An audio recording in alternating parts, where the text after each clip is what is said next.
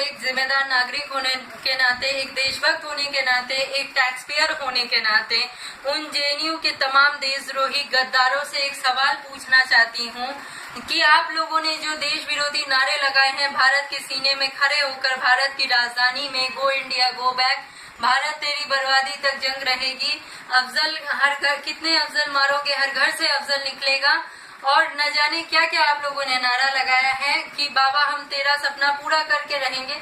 तो मुझे नहीं लगता है कि बाबा भीमराव अंबेडकर ने अपने किसी भी जीवनी में या किसी भी किताब में भारत की बर्बादी लिखी है या तो आतंकवाद को बढ़ावा दिया है।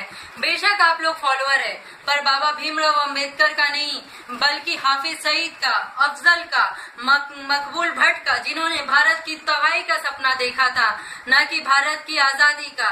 भारत की आजादी के संग्रामी रहे बाबा भीमराव अंबेडकर, न तो कभी आतंकवाद को बढ़ावा दिए हैं, न तो कभी आतंकवाद पे कभी भी कुछ भी लिखे हैं आतंकवाद के पक्ष में। आप लोग उन जिहादियों के फॉलोअर है जो भारत को तबाह करने में आज से नहीं न जाने कब से कोशिश किए बैठे हैं। रही बात भारत की बर्बादी की, तो भारत ना तो कभी बर्बाद हुआ है न बर्बाद होगा, क्योंकि जितने अफजल पैदा हुए हैं उतने शिवाजी महाराज पैदा हुए हैं। जितने अफजल जब जब पैदा होगा उतनी बार शिवाजी महाराज पैदा होगा। शिवाजी महाराज ने अफजल खान का पेट चीरकर अतरिया निकाल दिया था, फिर से अफजल फांसी पे चढ़ा इसी भारत की भूमि पे, और जितनी बार जिस घर में अफजल पैदा होगा हम उस घर में घुस के शिवाजी महाराज बन के मारेंगे उतने अफजल को।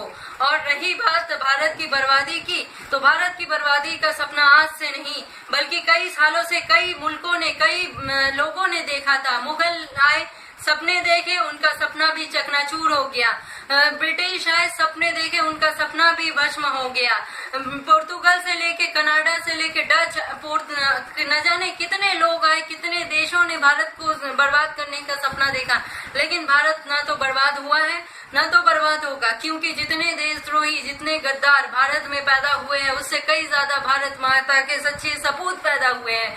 मुगल काल में शिवाजी महाराज, मराठा और महाराणा प्रताप, संभाजी महाराज और न जाने कितने वीर पैदा हुए हैं।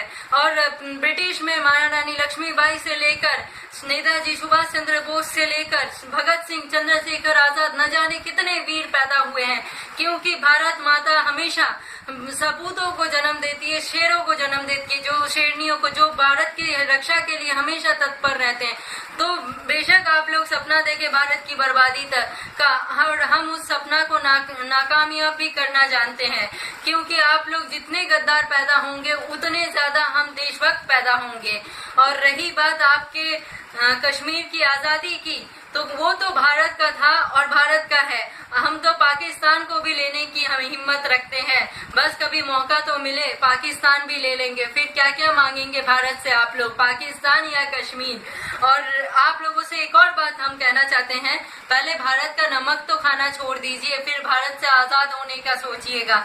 आप लोग जो 125 करोड़ की टैक्स में से पढ़ाई करते हैं, फ्री में खाना खाते हैं, भारत की हर सुविधाएं लेते हैं जवाहरलाल नेहरू यूनिवर्सिटी में, उन सारे चीजों पे से आप अपना हक हटा दीजिए, हक जताना छोड़ दीजिए।